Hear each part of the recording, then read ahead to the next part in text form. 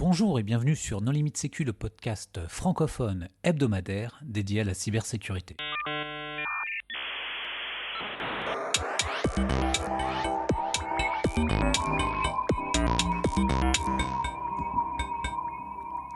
Je suis en direct du STIC avec Pascal Andry, qui est chef directeur de la sécurité et sûreté globale du groupe Airbus. Bonjour Pascal.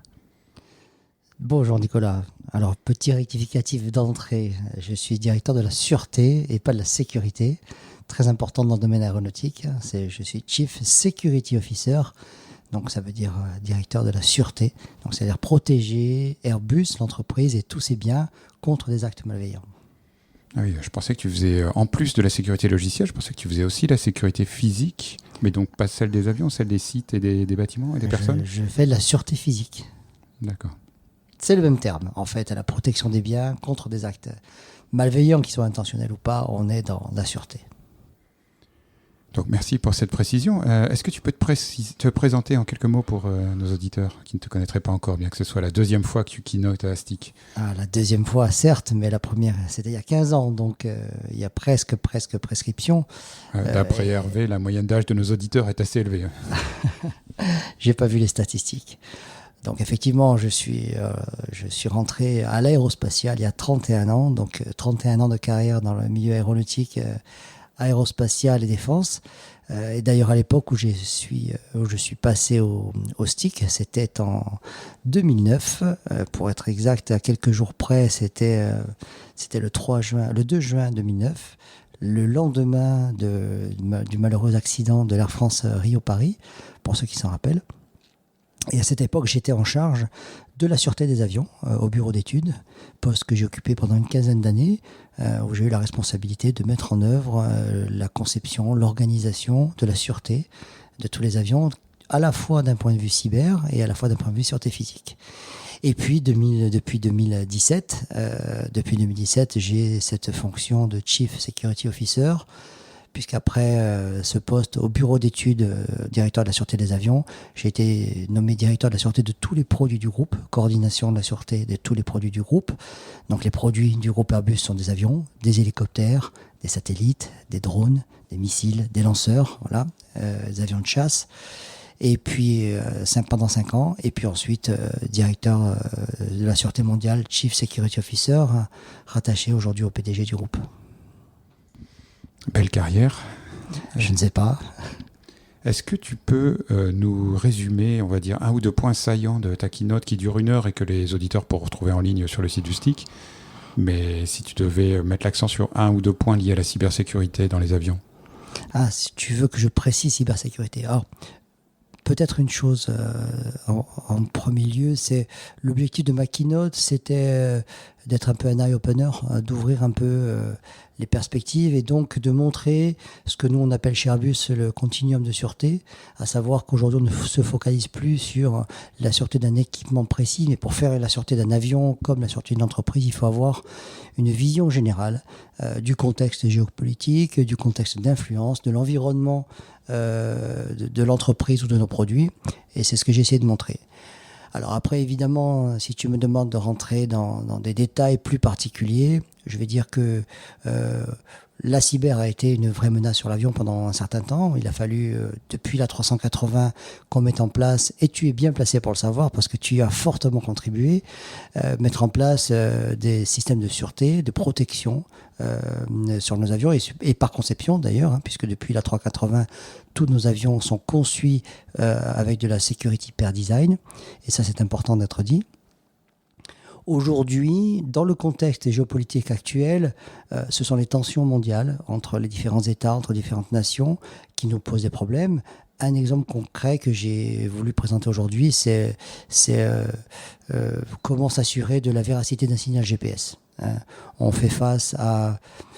On avait du jamming qu'on connaissait depuis quelques temps, ça veut dire du brouillage, on est plutôt dans l'interférence du signal, et donc là on sait s'en sortir parce qu'on perd le signal et donc on passe sur des centrales inertielles à bord de nos avions qui permettent de compenser et de complémenter.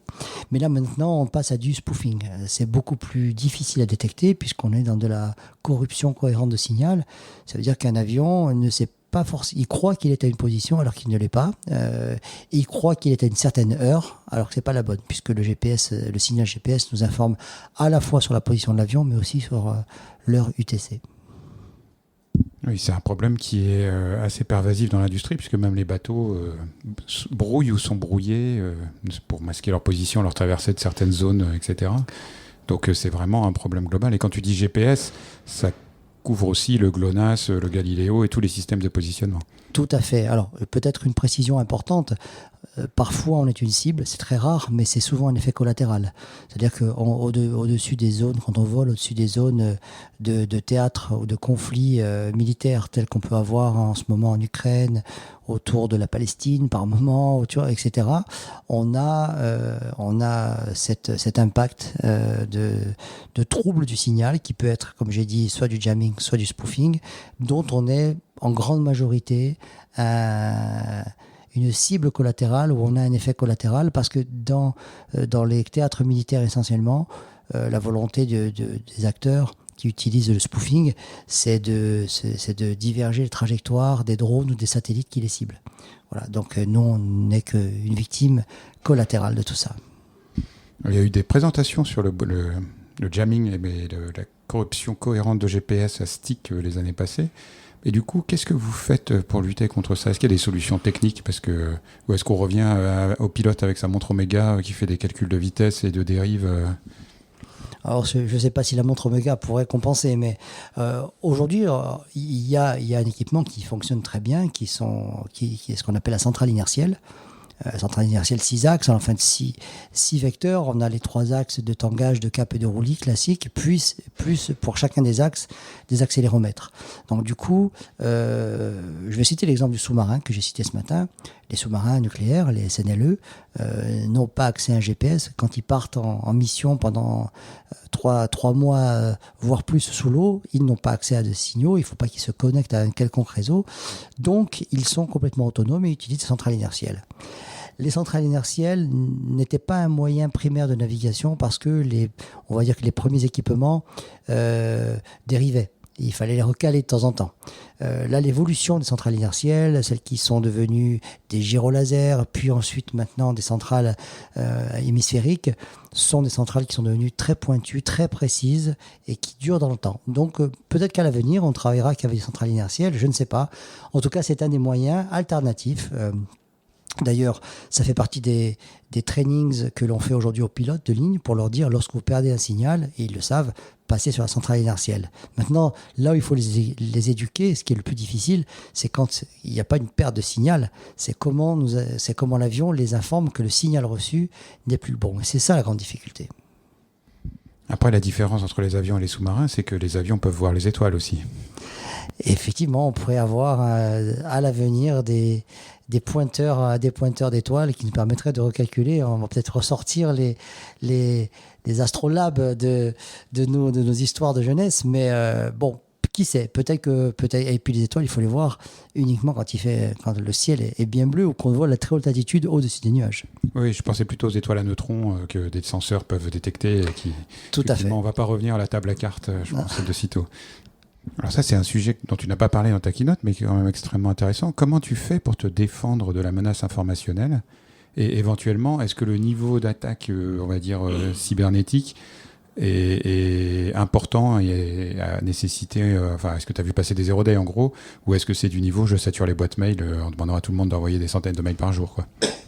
Alors pour ceux que l'on a pu identifier, ce qui correspond uniquement à ce que j'ai vu, parce qu'il y a une grande partie des choses qu'on ne voit pas et qui sont beaucoup plus compliquées. On n'a pas eu de zero day sur ces activités-là. Je ne pense pas que je sache.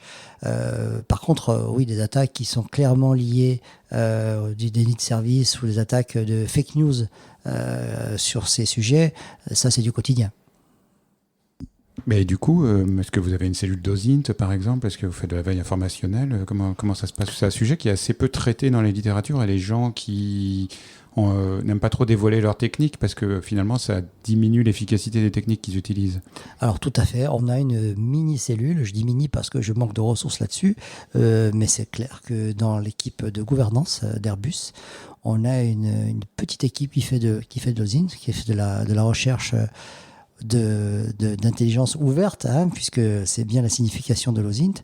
On cherche les sources ouvertes, on analyse les réseaux sociaux, on trouve des choses. D'ailleurs, on a anticipé des menaces dans des conférences ou dans des salons grâce à ça. Et puis ensuite, on a bien évidemment des relations très régulières avec les organismes gouvernementaux, que ce soit français, allemand, espagnol ou anglais, qui sont les 4 home countries d'Airbus, auxquels j'ai accès assez régulièrement et qui nous informent de ce genre de menaces assez probantes et qui nous ont permis d'anticiper et de régler en amont un certain nombre d'incidents. Quand tu dis que tu manques de moyens, est-ce que ça veut dire que Airbus recrute ? Ça veut dire que non, pour le moment, on a recruté. C'est une bonne question, c'est pas piège, mais on a recruté. Aujourd'hui, j'ai malheureusement pas assez de postes ouverts pour pouvoir recruter, mais c'est une activité sur laquelle je vais me battre dans le futur pour ouvrir des postes, parce que on se rend compte que, y compris pour la gestion de crise, que je gère aujourd'hui aussi, parce que dans l'équipe de la Corporate Security d'Airbus, dont j'ai le leadership, nous avons la gestion de crise, il est essentiel d'anticiper. Et l'anticipation, elle ne se fait que par l'analyse de tout ça et la préparation, y compris à des menaces qu'on n'avait pas encore identifiées. C'est parfois le plus difficile d'anticiper une crise sur une menace non identifiée. Mais c'est grâce à tout ça qu'on identifie de plus en plus de menaces, y compris celles qu'on n'avait pas envisagées il y a quelques années encore. Eh ben, écoute Pascal, merci beaucoup. Ce n'est qu'un tout petit aperçu de ta keynote et je pense que la vidéo sera disponible sur le site du STIC d'ici quelques semaines. On te souhaite un bon vol de retour jusqu'à Toulouse et merci encore pour ton temps. Merci Nicolas et merci de m'avoir accueilli pour la seconde fois.